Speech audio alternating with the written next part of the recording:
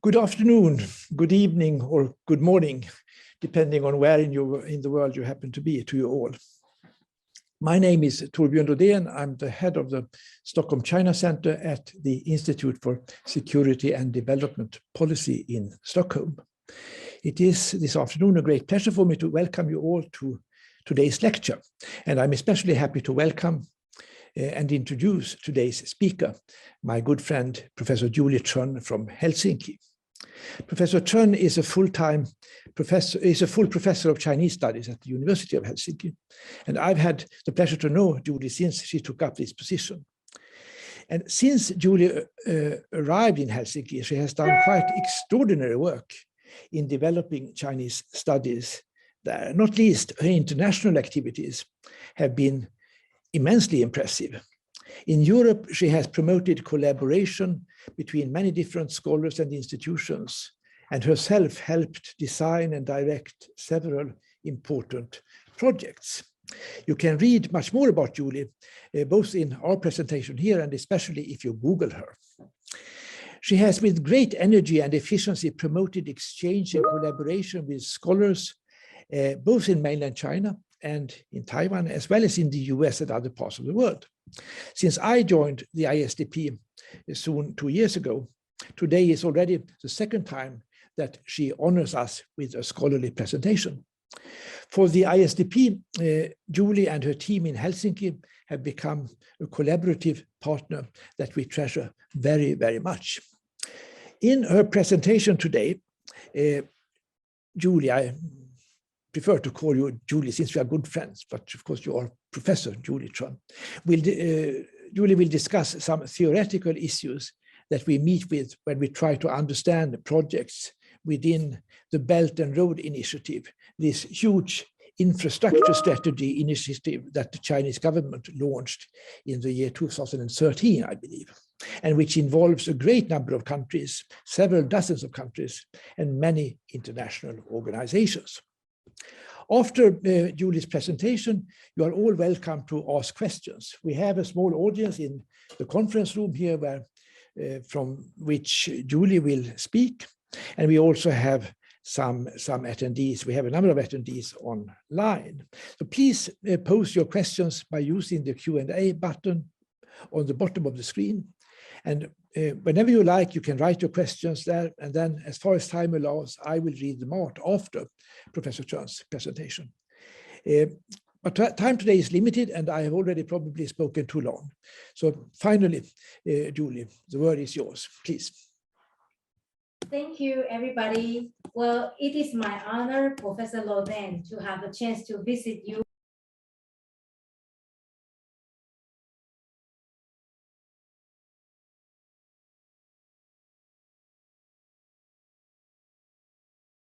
Okay. Sorry for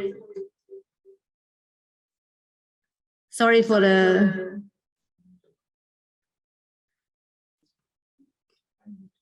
Oh.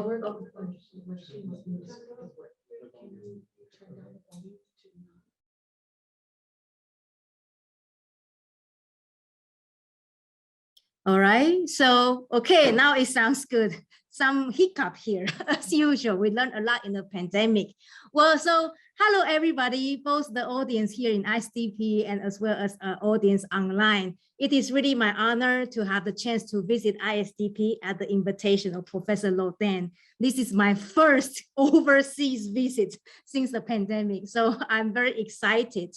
And I'm also very honored to share with you actually my paper that has just been accepted for publication in the journal called Glocalizations. So you may actually read the real paper in a few days' time. And well, as time is limited, allow me to directly share screen. Right.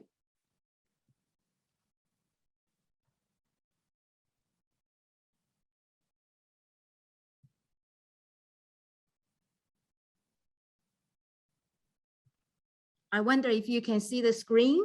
So, well, without further ado, I think I move to the next slide. This is kind of the structure of my presentation, but I would like to kind of give you a background of my work. Well, the much publicized Belt and Road Initiative since it was launched in 2013, there has been a lot of, I guess, criticism, both from scholars and from the observers. One of the criticism is that this Belt and Road Initiative is being seen as some kind of Chinese government's project. And it seems that the Chinese government just had the power and the will to place whatever they want, whatever cooperative projects they want in different parts of the world. And there has also been criticism because of a lot of cooperations were not really established on sound financial consideration of low cost interests and values, and turned out to be disaster. I think we read a lot about this criticism on the news. However, I would like to, in my work, in fact, I have found out this is not entirely correct. And so that is why the presentation is called Glocalization of the Belt and Road Initiative.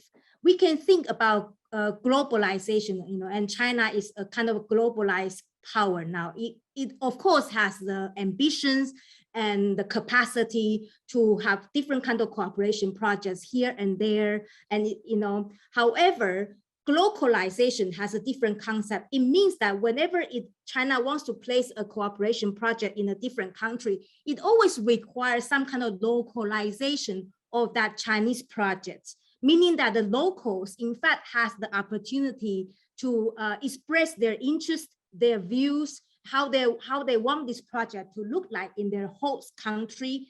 And that is why I use the term glocalization. So the title of this presentation is looking at glocalization of the Belt and Road Initiative. And in some contexts, I would even dare to use the term Sino-localization. So localization is clear, right? It's the local side, but I use the term Sino to replace the term global, in the sense that I think in some projects, you can clearly see that the Chinese side has a lot of strong influences to shape the project. So Sino-localization indicates, I think some of you might be familiar with this term, 天下 concept, the Chinese word. The Chinese would like to view themselves as having a lot of power. The world is shaped by the 天下 concept. It's a Sino-localized world. So Sino-localization means that this is really a Chinese kind of project. So that is why the title of this presentation is framed this way.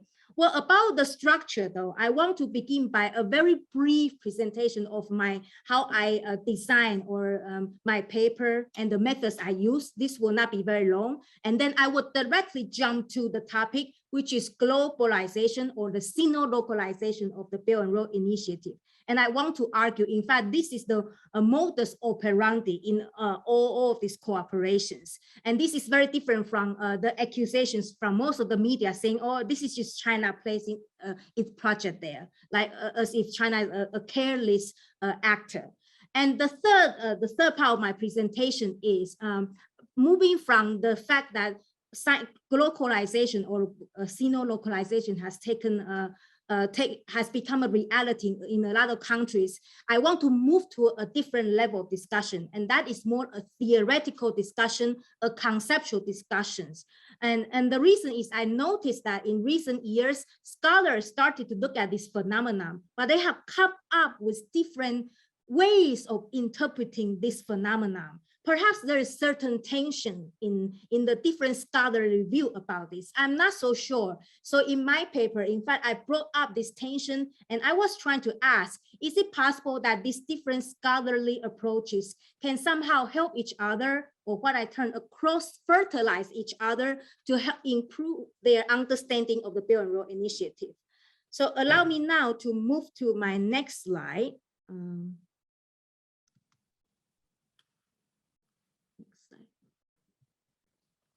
Yeah.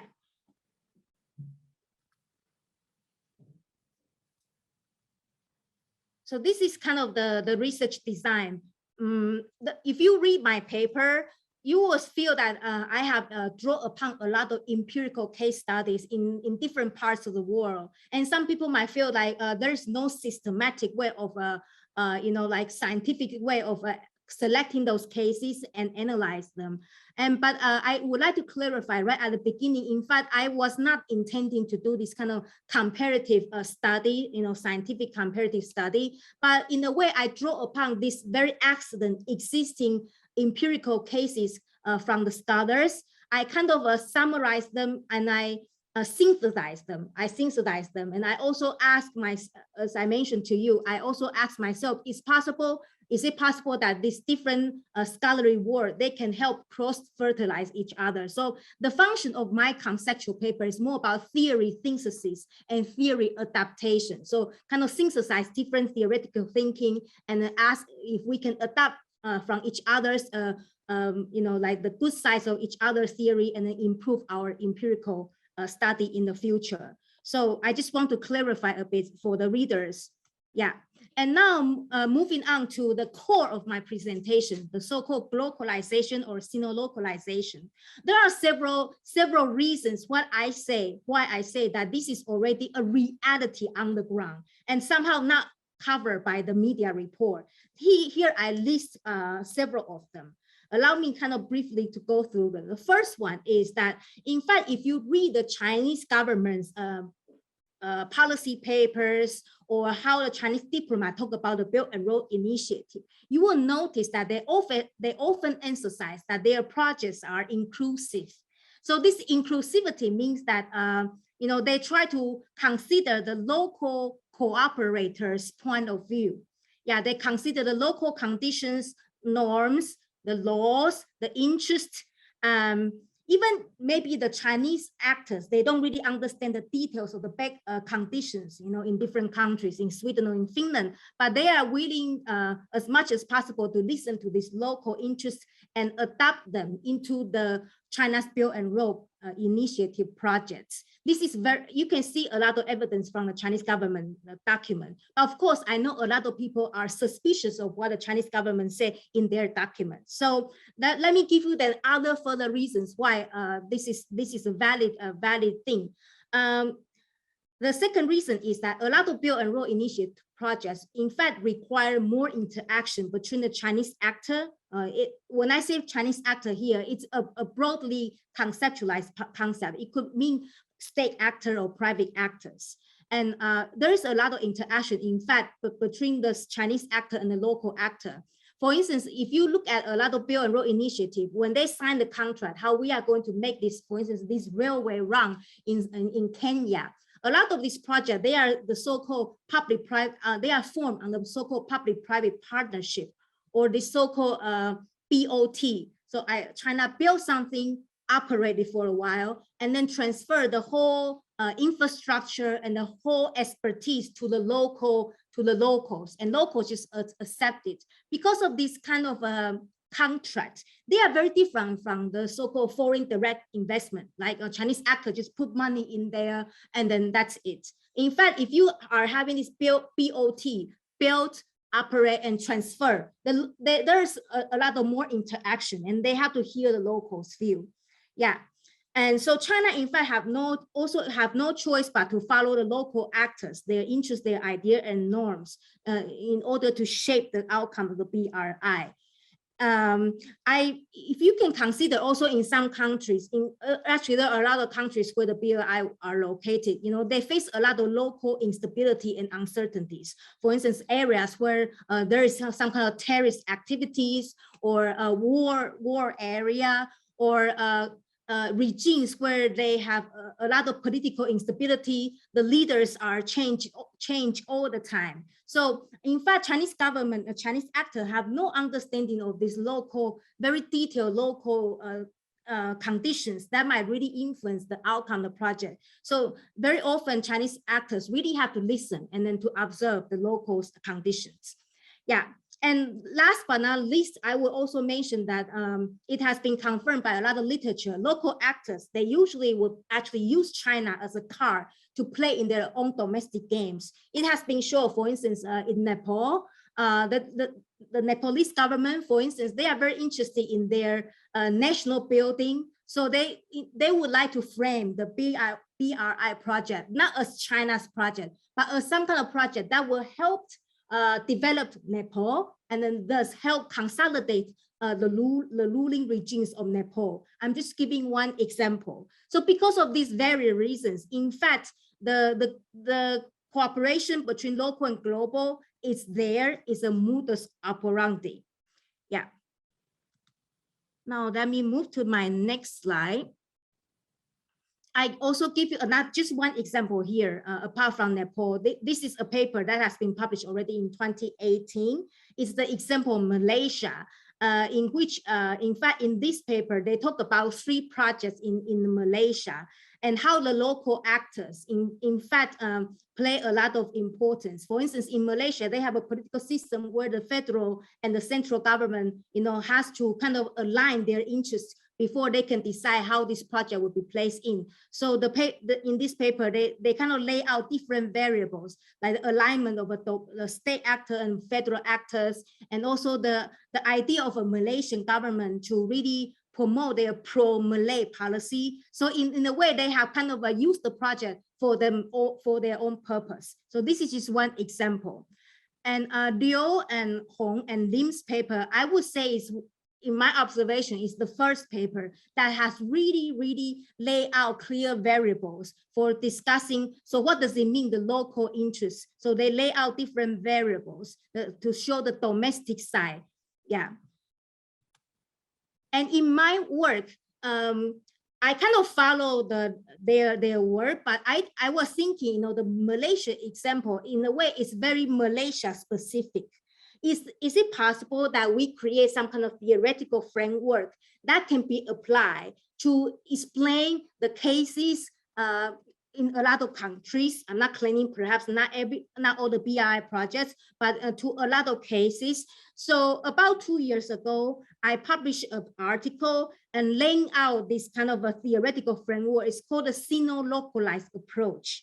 And allow me now to explain what it is. As you can see in this diagram, there are private actors and state actors. So I'm talking about the local side. And depending on the countries, in some countries, for instance, like Kazakhstan, I would assume the state actors will take more initiative to negotiate with the Chinese side to realize the BII project. But for instance, in country like Finland, there was also discussion about this. And in fact, it was the private business actor who are very keen in attracting Chinese investment. The private actor took the first step to approach the Chinese side. So this is a generalized theoretical framework that can be applied to different countries. So state actor, private actors, and then I list four important kind of concept here, what those actors would do in order to let the Chinese project become attractive and be acceptable in the local context. So allow me kind of briefly to read through them. The first one is that they will have to translate the existing rules, interests, resources into the production of the new field. When I call the field is that I use the concept of what we call the strategic action field. This is a concept that has been discussed in sociology when scholars look at collective action. I kind of see that, for the BRI to be realized in a certain country, I also see there has to be some kind of mobilization, collective action taking place. And of course, this action has a strategic meaning. So there's a field that is about to be constructed and then to be realized. And so, but for this field to occur, the local actor have to translate the Chinese concept of BRI into the local context. And then the second one is to produce localized understanding and framing. So as I mentioned in Nepal's case, in fact, the local government kind of reinterpreted as this is our government's development project. This is for our Nepal's state building. So they don't say this is a Chinese project. They kind of put a different frame and perhaps also to divert the criticism. This is something from China, but to say this is for our national development. The third one, of course, is to garner supporters and find means of accommodation with different groups. As you can imagine, the BRI project in many countries, it has stirred a lot of controversy. There are opponents as well as supporters. So in a way, the more supporters, the better for the Chinese side. And then in this process of constructing this project, there has to be negotiations of interests and identities among the local actors themselves, and also between the state actor and private actor. I will give you the example of Finland later on when we are talking about the Helsinki-Tallinn tunnel. Initially, it was kind of proposed by private business actor, but then at some point, of course, the private actor knows that if they want to build a tunnel, they need the agreement of the Finnish government, so they have to negotiate with the state actor and accommodate different identities and interests. The last one, of course, in the end, they have to make some compromise and build some kind of compromise and to push the project to the next level. And an important thing, if you can see in this diagram, is also the state. The state, in fact, I would say in all the cases I've observed, state always have the final say. Imagine if you want to build a railway, a tunnel, of course, you are using the land of a country.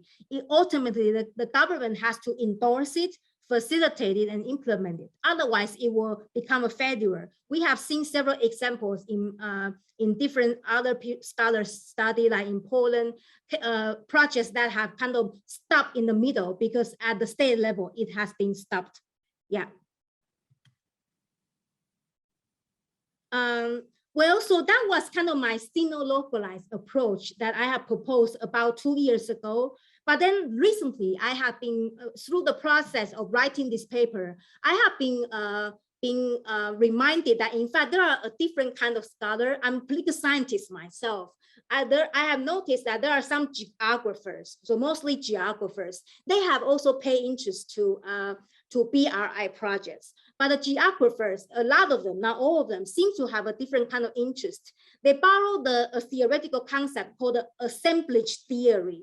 Assemblage theory was originated, I think, by some anthropologists, and later it became also very popular among the geographers.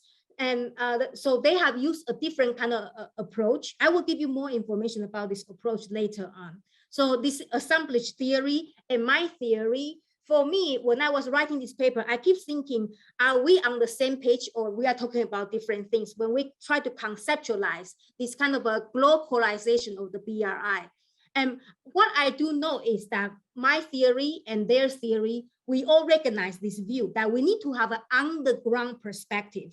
As I mentioned, it's not sufficient to say that China wants to build something, they have the ambition, and that's it. In fact, underground there are a lot of nuances and details, underground studies, empirical state studies, and the actors on the ground have the power, the agency to shape the BRI project. On this level, we are kind of the same.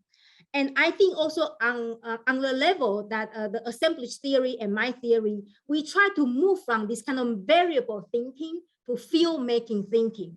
Variable thinking was written by the scholar who wrote that Malaysian paper. They list very specific variables. Okay, it's the consternation of the state interest and federal government interest or the state development policy that make this happen. But this kind of very static variable thinking cannot really capture the story of BRI. A lot of BRI are in fact still in the making. It's not like fixed there yet, and we study whether it's a failed project or successful project, but it is in the making. Negotiation is still going on. So we have to recognize there is this very dynamic and evolutionary process. So if we just use the conventional variable thinking, it won't work. If we just want to say what caused the project to succeed and fail, like the causal relationship, you will realize sometimes it's very difficult to identify. So my approach and assemblage thinking approach is to move it to a more flexible field-making thinking. Now, but of course, these two approaches are not entirely the same. So I have been working for some time to try to understand how we can help each other. This is the essence of the assemblage thinking. They were proposed by scholars in anthropology. And their thinking is that, so I use the term ontology. So what the world is originally, their worldview is very relational. They think in a lot of the phenomena we want to analyze in our human world. It's quite flat. It's just about connections. But of course, in the globalized world, the connection could be transnational connection. In our case, from China to local back to global, a lot of transnational connections, and it's quite a messy kind of a connection. in their work, they also look a lot, not just about the connection between the key important political or business actor. They also look at discourses. So how the issues are being framed. They look at the commodities, the infrastructure, all of this, which that they call is what we call the assemblage, a concept that, in this thing, there is this people, commodity, infrastructure, and even discourses. And what is also interesting from my point of view is that they also discuss that sometimes members in one assemblage, they could be members in other assemblages. Okay, this sounds a bit theoretical, but I can give you one very concrete example. This is written by scholars who use the assemblage theory. They were looking at this Fudan project in Ghana. And then they found out there is this so-called assemblage, and it is called a Chinese water machine. What that means is that they noticed that before this Fudan project in Ghana, in fact, there has been a number of actors who are experts of building dams, these hydro projects in other parts of the world. They have already exchanges, cooperations. So they have built up some kind of relationship there. The assemblage theories, they like to use the term relationship. And now with that kind of profile, of course, they say we have successful profile. Now they want to bid for this project in Ghana. And then with the project in Ghana, once it is successful, it's like they put on their CV, our group has been working so well. Now with this profile, we want to bid for other hydro projects in other parts of the world. So this is an assemblage. And in this case, it's a Chinese water machine, what they call. It's basically a group of actors who are building dams in different parts of the world. There are Chinese actors as well as international actors involved in it. If I want to kind of compare the different approaches, so I list on this table here a very conventional political science approach, as well as my Sino-localized approach and the assemblage approach. I kind of list the differences here. To make a long story short, I think what is important to highlight, I'm not going to read all through the details here. What is very important to highlight, I think, is the assemblage theory. Their worldview, their worldview of relations between global actor, in this case Chinese actor and local actor, is much flatter. They believe that the connection is so intertwined and so messy to the extent that there is no point for you to really say, oh, is this influence from China? Is this influence from global? Well, they kind of mingle together. My approach, however, I'm perhaps a bit more conservative. I still think that there is a necessity to differentiate to what extent the influence is from China, to what extent is from the local. Both have agency, have power, of course, but they negotiate. So my view is a bit more horizontal. So on the other side, there's the global force, the Chinese force. The other side is the local force. And I still believe in differentiating the different scales of actors, how they interact, while the assemblage theory kind of make it more fluid and flat. But to be honest, despite all these kind of differences, I would say in terms of the methodology, scholars who use either my approach or their approach, I think, in fact, there is not much difference, because we all, nowadays, when we want to study BRI, we use a lot of qualitative approach, interviews, ethnography, discourse analysis. On this side, I think it's quite similar. But network analysis, assemblage theories, because they look at so much about relations, sometimes they might use a bit more about this network analysis in their research. But that is the only side, the only part, and methodologically, I see the differences. Yeah. Again, to emphasize the similarities, I think both sides, we look at a lot about the fluidity, and that the fact is that we have to look at this kind of project from a long-term perspective, and there is a process to be constructed, rather than just say, okay, this factor leads to the success and this factor leads to the failure of a certain project. Okay. Well, in a way, I think my previous slide, I kind of answered that question. So my argument is that we can certainly cross-fertilize each other. But before I conclude, I want to give you an example that I observed in Finland, and using these two theories. I'm not so sure if our audience are aware of the potential BRI project that will be realized in Finland. In fact, the Finnish government has never signed any memorandum of understanding that it will support BRI project. However, Finland, as a very free liberal society, any business actor, private actor can just say, I want to do a BRI project with China, fine. So in Finland, what happened is there are 3 projects.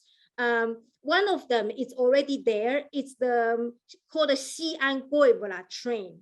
It's a train between China, Xi'an, and a city called Koivuala. It's basically a cargo freight train. In fact, the railway has been there, but after the BRI concept was coined by the Chinese President Xi Jinping, they kind of just borrow the frame BRI and put everything under the BRI frame, upgrade a bit of the terminal of the train station, and then operate, and as if this is a BRI project. Okay, so that is a BRI project, but it's not very significant. And people in Finland, I think many of them don't even know that there is something BRI in Finland. And what is more contentious in the Finnish society is the first project is the Helsinki-Tallinn tunnel that is yet to be built. And then another one is the Arctic Railway. And actually both projects, their history dated back, the idea of building these two projects already dated back before 2013, before the BRI came into existence. This confirmed with many experiences in many other countries. What the Chinese government do is that, okay, I see that there is something under discussion for years. Now we say, well, if we give you money, this becomes BRI. So it's a bit similar like this kind of stuff. With the Helsinki-Tallinn tunnel, you can see me in this picture. I'm not so sure if you know this gentleman on the picture on the right. I'm not so sure if you know him, but he's the founder of Angry Bird, Peter Westerbacher. Mr. Westerbacher, he has been very interested in the Chinese market for years. And after his successful Angry Bird business, he kind of think, I want to do something even more challenging than that. So he started to approach China and do a lot of, he tried to set up many things like educational cooperation, claiming that Finnish education is one of the best in the world and we should cooperate. Also gaming cooperation, because you know the Angry Bird industry, so entertainment, gaming. He was very active at this before the pandemic, traveling to China, even learning Chinese. And because of my role in Helsinki, he has even negotiated with me to promote Chinese language, awareness of Chinese language in Finland. So I do know him in person, and I know he's really a person with entrepreneurship. He believed that in his argument, you don't need to read the slide, but basically in his argument, you know, Finland is very close to China. If you just kind of think that how many countries are in between, Finland is very close to China, and Finland can be seen as some kind of northern route of the Belt and Road Initiative. So he was trying to create a lot of narrative and discourses to persuade the investors and the government that we should do something related to BRI. And to build a Helsinki-Tallinn tunnel, it will also facilitate not just attracting money, but facilitate the infrastructure. Right now, if you have to travel between these two cities, it will take 2 hours by ferry.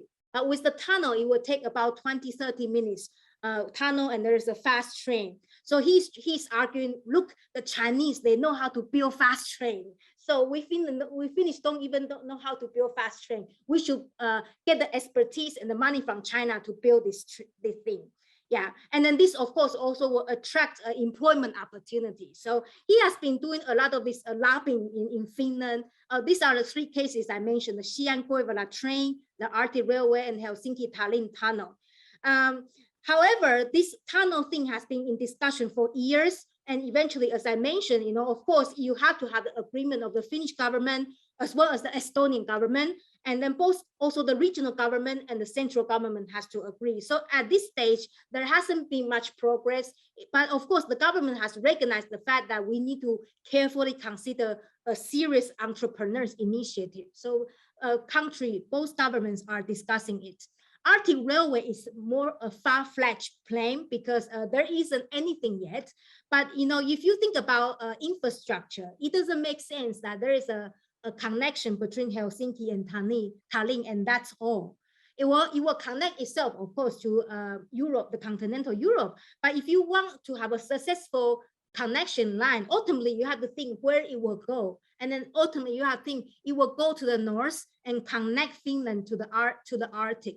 So in Mr. Vesterbacka's vision, after, if he is successful with the Tallinn Helsinki tunnel, he will then move on to work something on the railway. And I know he has been very active approaching different actors in Lapland, in northern part of Finland, to talk about the possibility. But there's a lot of also opponents, as well as always in BRI project, opponents in this kind of initiative, because there are a lot of concerns. First is financial concern. How much is the Chinese money? And then also environmental, impacts, tunnel has to pass through the Baltic Sea. What is the impact to the biodiversity in the Baltic Sea? Arctic Railway will pass through the indigenous Sami people's homeland. What will influence their livelihood? So a lot of things to consider and a lot of actors to negotiate. So if you remember my diagram, you have to make compromise with actors from different backgrounds. All right. These are just pictures to show you. This is the train, the Xi'an-Guevara train. And I think this is the only one that I would call it really exists as a BRI project in Finland, despite the Finnish government never really signed any memorandum of understanding about it. So, and these are just the actors. So to show that a lot of actors have to negotiate and make compromise identities. Well, but now connecting to kind of my discussion, the theoretical discussion is that what is the good proper theoretical framework to analyze this kind of a global local negotiation? I think, in fact, I have to be humble. Even I created a Sino-localized approach, and I still believe in the importance of differentiating how much is global, how much is local. But I also learned a lot from the assemblage theory. And one thing I learned a lot from them is I think they have encouraged scholars to always look at sites. So, if you think about where you will study something, they have encouraged scholars to look at multiple sites when they want to study one issue.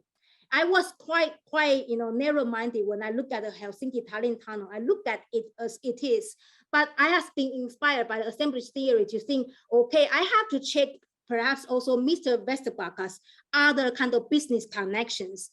As I mentioned, gaming industry, entertainment business, his connection with China, educational business, he's been promoting Finnish educational model to China, real estate business.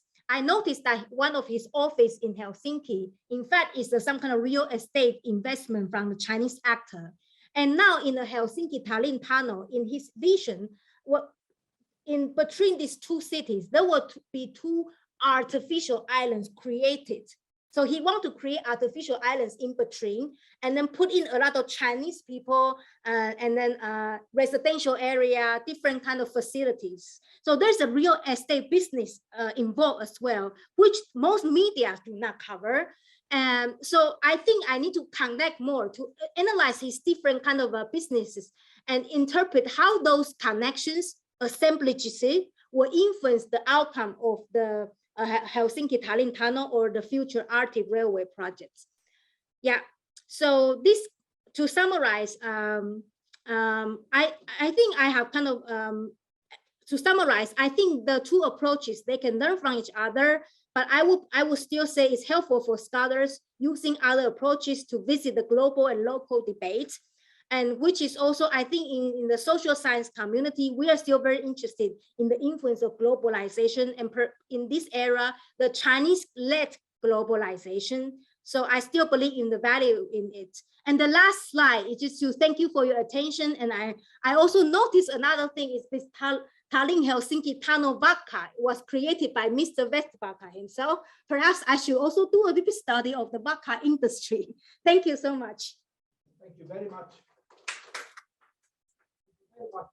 Let me begin by asking whether I'm heard. I've been advised to turn my microphone off, but can I still be heard? Yes, and does that work? Yes. Again, thank you so much, Julie, for this very interesting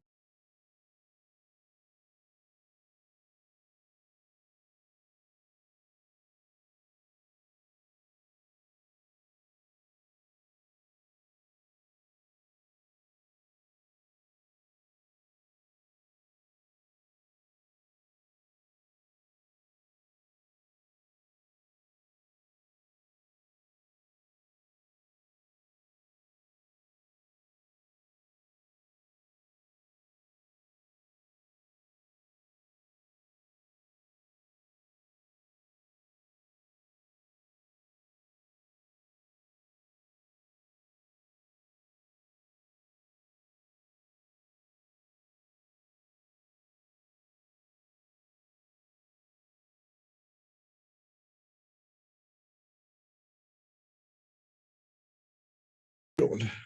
Is this better? Do I have to repeat what I said, or? I'm sorry, we don't have very much time, but I'll try to be as concise as I can.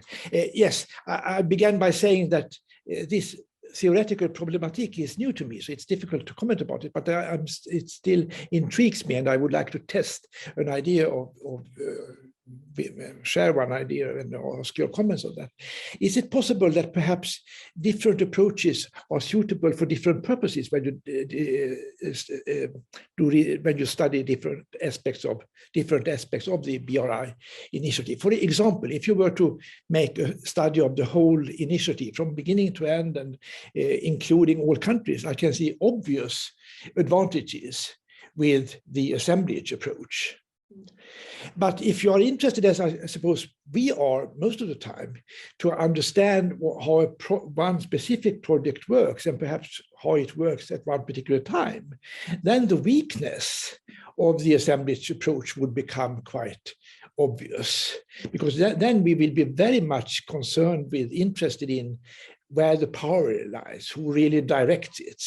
So therefore, I think your way of revising the assemblage approach to include what you call the Sino-local perspective seems very important indeed. And I mean, I'm theoretically quite interested myself, but working for the ISDP, I'm gradually learning to become more and more, as it said, policy oriented. And then I understand that those who read the reports we write, they will be very interested to know, all these projects, are they directed, are they decided in Beijing, or to what extent are they determined by local groups and interests? And then the assemblage approach is not enough. But it's very handy to use if you want to do a larger study. So the differences between some of these approaches also seem to have to do with the level of abstraction on which you are working. Am I right in this, do you think? This is my first question. So should I? Yeah, please, if you yes. In fact, thank you so much, Professor Loden. I think you rightly point out that I think the challenge of the assemblage theory, I share the same view, is that they seem to be quite vague when it comes to power. So who exactly has the power to decide on the project's destiny? Yeah, in their view, it seems that the power is very diffused. Yeah, and that's why they look around, search for different actors. Of course, they are all part of the story. Even vodka could be part of the story. But ultimately, for people who do political science or policy making, they don't think about vodka. Then they will ask you, so who is the one deciding? Does China has power or not? Yeah, then in that case, I think your perspective is right. Perhaps my Sino-localized approach or more conventional political science approach, looking at the variables, would then help. Yeah, thank you. I do agree with you about that. Yeah. I have received 2 written questions.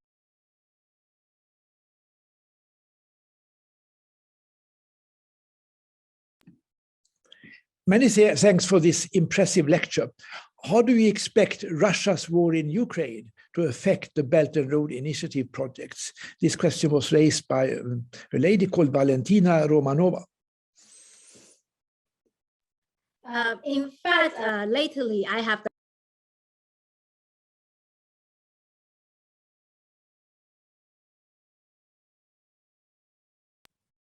right. So in fact, lately I have the honor to publish one short article with ISDP, and the article exactly is about Russia's cooperation with China when it comes to BRI projects. And I co-wrote it with a Russian scholar, and in fact, we also discussed in that paper, should we already predict the impact of the Russia's war in Ukraine to the BRI project? And we decided we cannot at this stage. Of course, we know that there is this sanction, and then ultimately it might make Russia kind of a bankrupt in certain projects and therefore not able to carry out this. But I think at this point we kind of agree that we don't know the exact impact. So I'm very sorry, I cannot specify it. Yeah. Thank you. And then we have a second question, this time from an attendee whose name is Nicholas Kuppenbauer.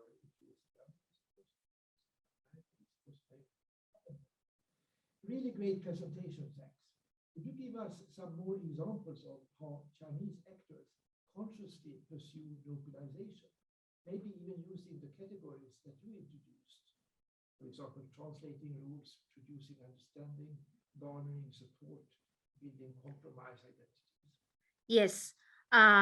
Maybe the example I give you a bit more negative, but in some empirical study, it has been shown that, for instance, the Chinese embassy for instance, in Kazakhstan, they have been quite strong in using soft power strategy. So meaning that they would lobby even the journalists send out discourses that would be in favor of BRI, and then inviting journalists and important people to visit China, and then kind of build up some kind of support for the BRI project in Kazakhstan. So kind of this is a bit of corruptive version of building a compromise identity, but it does work already in several countries. And let me see if I can give you another example.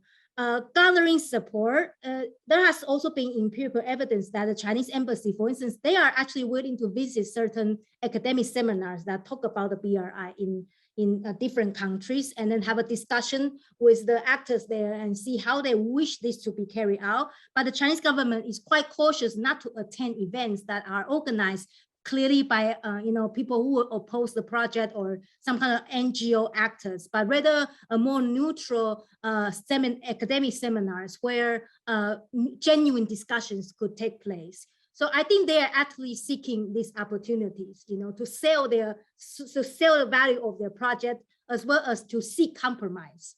Yeah. Thank you very much. I would, if I may, like to raise a question. But it will be difficult for me to use your categories, but I hope you will want to do that. But one question that interests me a lot. If you look upon the evolution of the BRI initiative, and in terms of allowing local initiatives, in terms of Beijing deciding how the projects should be designed and developed, have you been able to discern a consistent direction of change?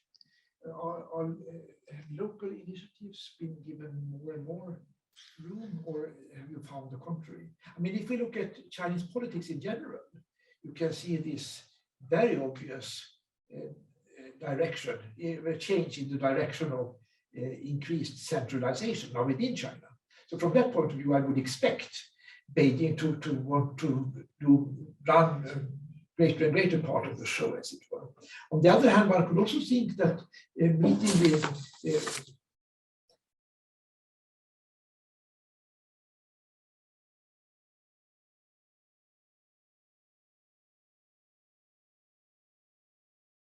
yeah, allow me to give one example here.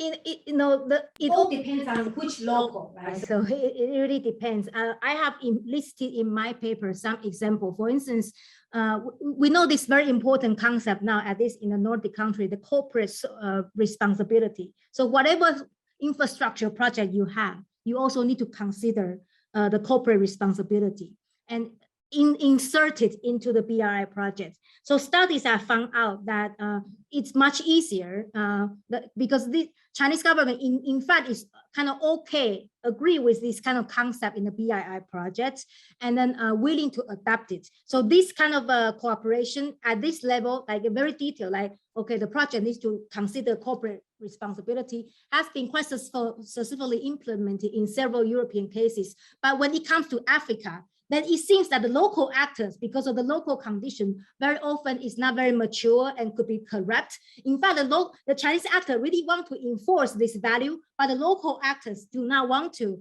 So it turns out to be not a very successful project in this regard. Yeah, so it depends on which local. Yeah, that's my answer. Thank you. And now it's my pleasure to read out a question. Posed by our friend and colleague Mark Lenten in Northern Norway, in Tromsø. Thank you. Do you see specific regions within China as either especially benefiting from BRI projects so far, or regions which are currently at risk due to Belt and Road projects, which have not proceeded according to plan? and more recently, the domestic economic stresses currently being caused by the zero COVID policy. Thank you, Mark. Thank you also to see that you are here. I think you point out something that I have not specified in my model, and that is the local actors in the Chinese context. And in fact, the BRI is being carried out by different provinces, and they have different interpretations and focuses in different parts of the world. And so to be honest, I cannot really give you a specific example which region has benefited from it and which regions in China are at risk. Yeah, so I'm really sorry about this, but I'm aware of this local actor, which is yet to be inserted, the Chinese side, the Chinese local side of actor, yet to be inserted in my theoretical framework. Thank you. Thank you. Now, I would very much like again to take this opportunity to ask you a question, although my own background knowledge is very shallow, but there is one thing that I'm very curious about and that I would like to ask you about. And again, my question falls outside the categories that you have introduced to us today. In my mind, the BRI initiative is largely connected with Xi Jinping personally, that he is very interested in this, and he has promoted it to a great extent for political reasons. And it is my, again, shallow impression that many cadres and politicians in China who are more oriented towards economics are skeptical about it, perhaps including the Premier Li Keqiang. Do you have, what is your perception of this now? Is the BRI initiative controversial in the top echelons of power in Beijing? I think the initial idea of the Chinese president are manifold. The first is like what you said, the economic concerns. So kind of because there's over capacity of the local economic actors, so kind of drive them to this what we call the going out, to 出去, so going out to do different investment in different parts of the world. And then there's also this more ideological reason, because they want to rejuvenate the great Chinese nation. So the more influence that we can show in other parts of the world, and kind of there's a tone that our influences are beneficial, right? It's benevolent for the peace and the development of other countries. So part of that. And another reason of the BRI, I think very initially the BRI, if you think that where it passed in the original path, not this kind of Nordic path, is through Central Asia. So there is also a concern of the Xinjiang instability. So hoping that through cooperation with Central Asian actors, kind of to give the carrots and then to make sure there is no more instability in these regions. However, since Chinese way is kind of, he throw out this very vague concept, and people can interpret it in different directions and create different creative projects in different parts of the world. I think the local actors have kind of have conflicted interest. I'm not so sure about the top echelon of the Communist Party, their view, but I do think that the local actors in the Chinese side, they have interpreted differently, and sometimes they go their own way, not really in line with the Chinese government's policy. So there is a lot of conflict of interest even within China domestically when it comes to this. Yeah. Thank you very much, Julie. Any other questions from the audience?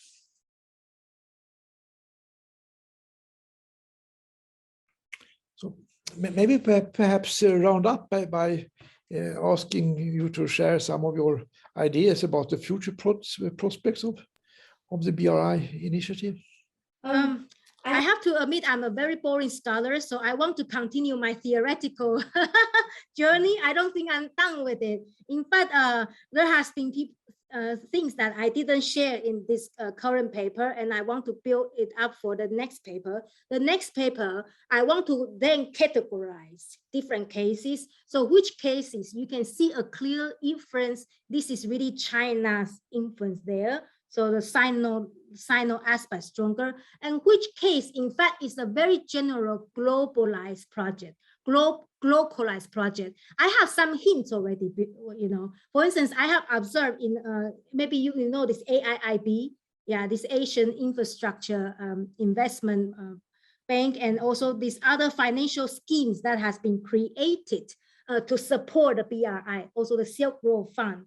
In fact, I have noticed, I think a lot of these practices, this financial design, they follow the general global standard, the standard that the World Bank will use, so the Western world will use. And so in those cases, I think when it comes to the financing aspect, there is nothing really China's hand on it. Rather, it's a general globalized norm, and China is learning from it, being socialized into the global community, and then following it. So there are cases, I don't see much Chinese influence, but global influence. But there is another side, which cases are, you can see clearly is the local shape it, and that I'm yet to explore. So that will be my next project. Thank you.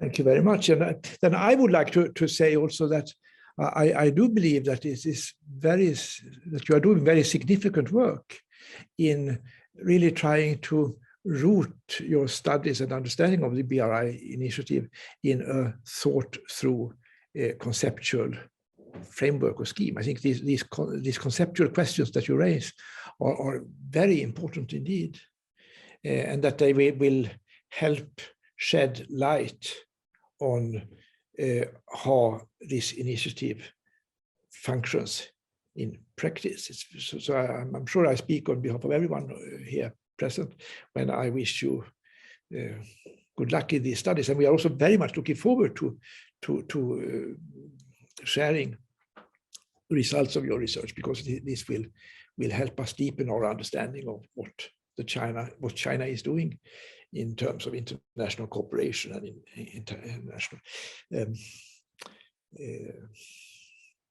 international work. You mentioned just in passing that you thought that, did I get that right, that the assemblage, that your Sino-localized approach could have some affinities with the Chinese notion of tianxia?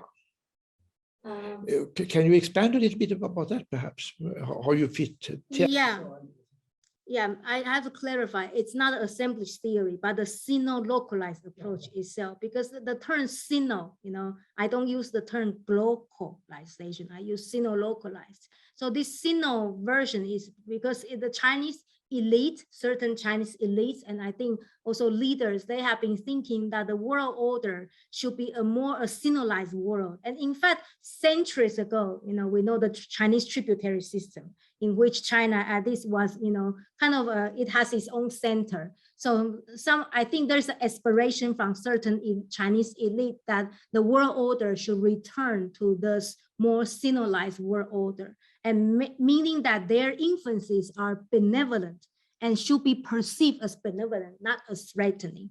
So Sino-localized, this word has that kind of connotation. Yeah, thank you. And it was a mistake on my part. I really meant Sino-localized, but that you think your approach in that regard has to some extent been influenced by Chinese tianxia thinking, yes, which I also think is a very much a core part of Xi Jinping's thought.